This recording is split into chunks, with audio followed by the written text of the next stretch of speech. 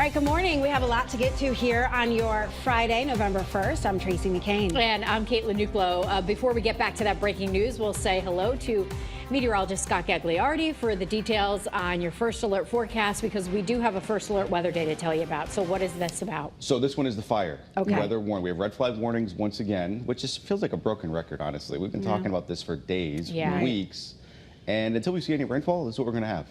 I mean, it's any beneficial rainfall. There's a couple slight sprinkles out there right now, but not enough to do anything in terms of putting a deficit or a dent in the extreme rainfall deficits that we're seeing across our state.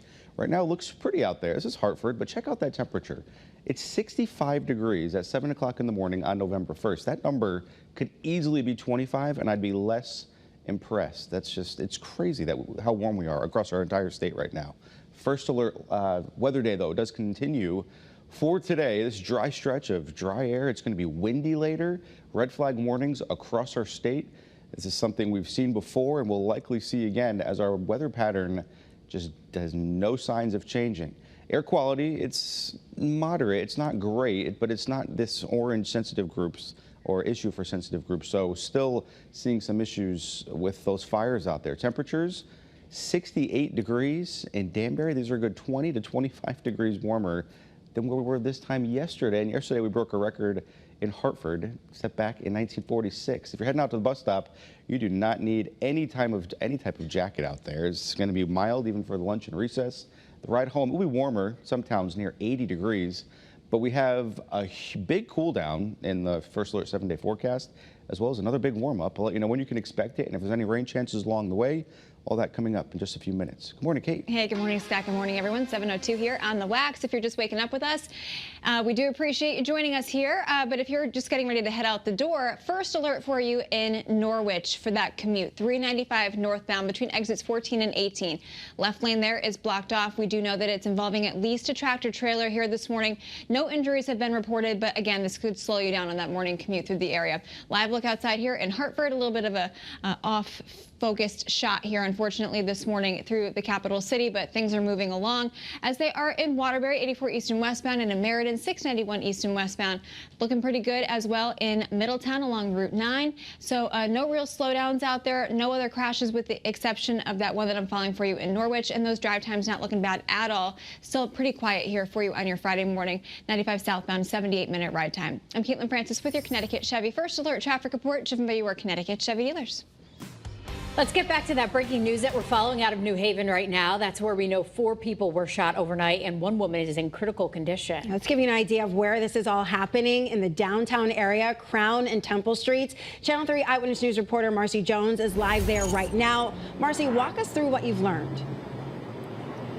Good morning. Well, we're really in the thick of the investigation. We are on Church Street between Chapel and Crown. I'm going to step out of the way so that you can see the scene here. Since we last checked in with you, police really have added a lot of evidence markers on the left-hand side of your screen. You can see we've counted over 24 out here. This is an extensive crime scene. $100 bills that are counterfeit are all over the street, as well as shoes are in the middle of the road. Again, those evidence markers, they continue to add to those as investigators do a more thorough sweep and take pictures and keep track of everything out here. Now, keeping this crime scene secure has been a full-time job for officers, especially as the time ticks by. More people are out and about. In fact, we had a store owner out here for a while saying he couldn't get through to his business, so it is starting to affect other people. Now, we know that a Yale alert was sent out just after 4:15 this morning to students and staff, notifying them of police activity in the area for reports of 2 individuals shot. We now have learned that 4 people have been shot, a 22-year-old male, a 19-year-old male, a 19-year-old female, and a 21-year-old male. At last check, the female is in critical but stable condition, and the males all have non-life-threatening injuries. Both Yale police and New Haven police have been working this scene.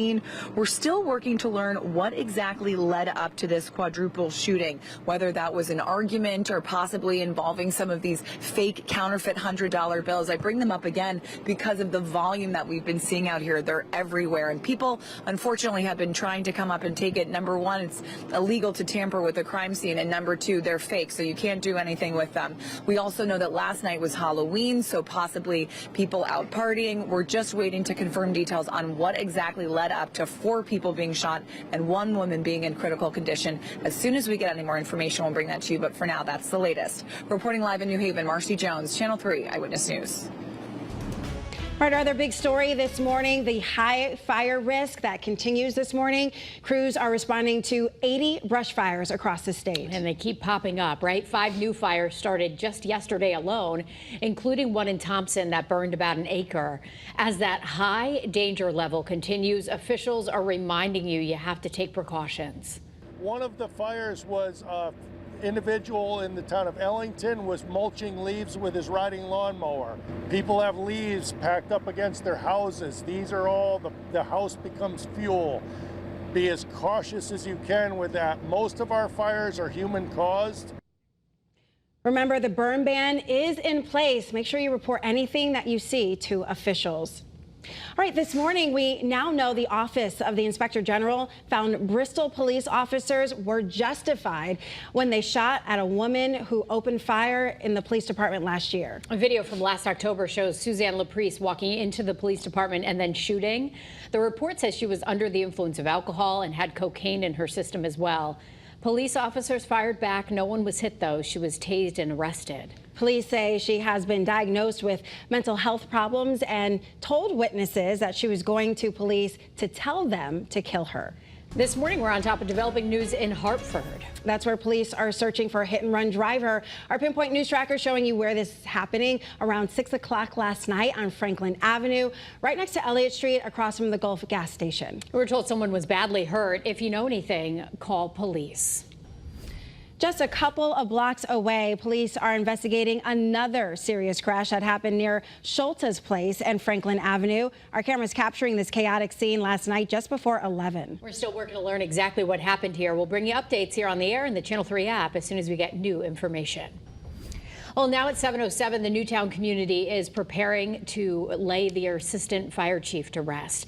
Calling hours for Peter Blomberg will be held Sunday from 2 to 6 at the Honan Funeral Home in Newtown.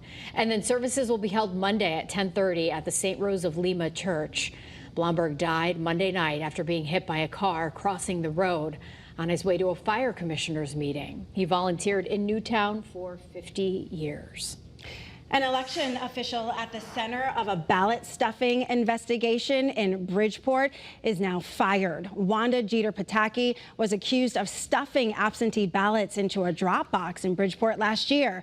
After this video surfaced, it triggered a scandal in the Democratic mayor primary, which led to a redo. Jeter-Pataki was fired from her municipal job this week after being on administrative leave. An investigation found she violated city policies and needed to be separated from city work. Early voting ends Sunday in our state, and if you're looking to hit the polls before Tuesday, there's a lot you need to know. Channel 3 Eyewitness News reporter Olivia Schuler is in the studio this morning breaking down everything you need to know. Hey guys, good morning. Well, there's a lot to cover, starting with a new question you'll see on your ballot this year.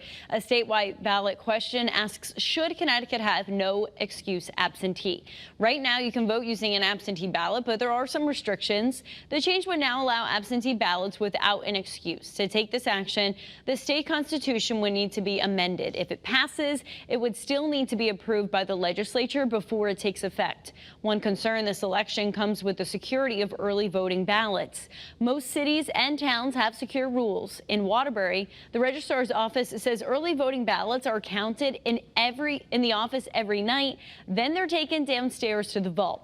in the vault. They're locked in a cabinet, and the key is in a safe. So don't worry as well. Those votes are only cast once. Election workers are checking off each person who votes early or by absentee to make sure only one ballot is cast. The state is taking swift action as well to protect all ballots. The state announced the distribution of suppressors to each town. They're mounted and installed absentee ballot drop boxes to offer a layer of protection. Now, Connecticut is experiencing record engagement. Over 520,000 people already voted. This weekend, you can vote from 10 to 6 at night. After this, early voting will close on Election Day, which is November 5th. You can vote from 6 o'clock in the morning to 8 o'clock at night. We're live in the studio. Olivia Schuler, Channel 3 Eyewitness News.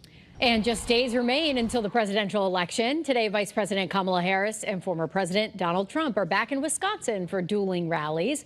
Millions of Americans have already voted. Recently, polls show the race still remains very tight between both candidates. The control of the House of Representatives is also being looked at as a toss-up right now. Election Day is Tuesday. All right, an important reminder here. It is time to fall back. Saturday is the end of daylight saving time, so make sure you set your clocks back an hour and enjoy that extra hour of sleep. Scott, I've already made plans. Man, I know, me too. I'm excited about that. I'm very excited. Something I'm not too excited about, though, these red flag warnings. Once again, seeing them statewide for your Friday. We're expecting the wind to pick up, and we have a cold front that we're tracking. It will come through once again.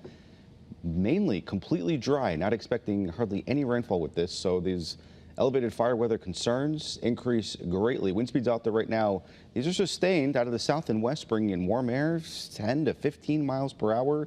Temperatures out there at this hour looking at those 60s, even near 70 already. First Alert Live radar showing the state completely dry except for a sprinkle or two. Hardly any of this is reaching the ground way down in Fairfield County through Wilton, New Canaan, Norwalk, and Darien, parts of Stratford. Maybe a sprinkle coming through Milford. Other than that, it is mild out there heading out to the bus stop. Notice the 60s to near 70, 68 degrees, the warm spot in Danbury. And it's actually warm out there. I had the AC on this morning. It's hard to believe as that is. There's a touch of humidity out there as well with dew points near 60. Your town-by-town forecast highs today. Check out Windsor, 80 degrees in New Britain. If we reach 81 in Bradley, that's a record, or at least ties one, set back in 1974. Everybody across our state looking at those mid-70s, even along the shoreline. 77 in Salem, 75 in Madison, 79 degrees in Wallingford, and 77 in Brantford. Well, the very latest on when to expect some more, at least the possibility of maybe a shower. That's all coming up with your full First Alert forecast.